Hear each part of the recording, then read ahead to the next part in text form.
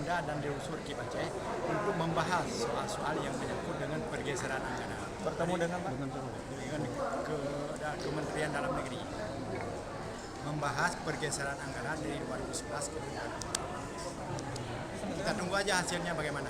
Tetapi kami sebagai penyelenggara pemilu tetap sangat mengharapkan ada payung hukum dalam soal pergeseran.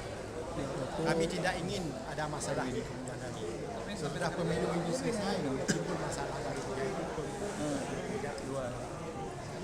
Belum ada. Sekarang kita kemudian waktu pencoblosan target nantinya pemilih lagi kan kita harapkan partisipasi masyarakat dalam memberi suara itu.